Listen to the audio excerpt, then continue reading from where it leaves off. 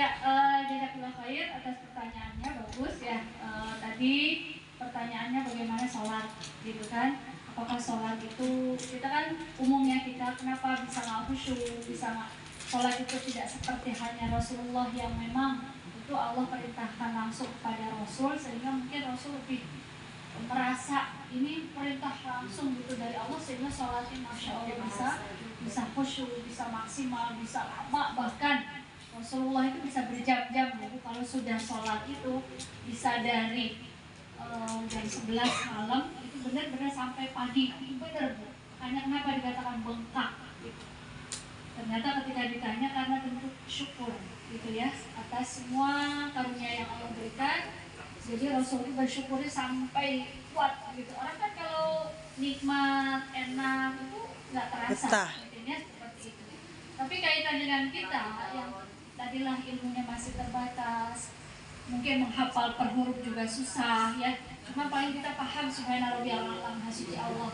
Sekedar itu ya, subhana rabbiyal azim, Allah maha besar gitu. Kemudian rabbi firli warhamni. Itu kan cuma sepintas secara umum. Jangan terlalu fokus dengan gerakan, aduh kayaknya belum sempurna, apakah begini, apakah begini, apakah begini. Itu sebetulnya tablis iblis. Intinya sholat itu kan zikrullah. Ala bizikrillah tatma'innul qulub. Ya ayyuhalladzina amanu dzkuru dzikran katsiran. Ya wahai orang-orang yang beriman, kalian berzikirlah dengan sebanyak-banyak zikir. Apa maksud zikir di sini? Ingat Allah. Intinya ketika sholat itu nih saya lagi menghadap Allah. Salah juga kalau sholat lebih memperhatikan gerakannya lah, bacaannya lah, atau makharijul hurufnya lah. Akhirnya ingat Allahnya nggak ada. Jadi lebih fokus ini bacaannya ha apa ho, ha, sin apa shin. Benar, walaupun nggak salah, tapi itu malah membuat kita ini sebenarnya sholat itu kan tujuannya ngelingnya ke Allah gitu loh.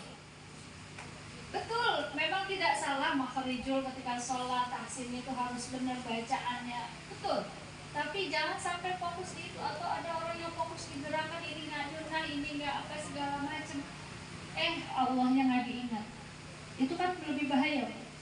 Justru sholat itu keterikatan ini loh, saya lagi menghadap Allah, saya lagi meminta kepada Allah, saya lagi berdoa. Kan sholat juga doa ya, doa. Intinya dari sholat itu kan semua doa. Makanya connect-nya ke Allah. Jangan sampai makanya lagi sholat ingat yang lain.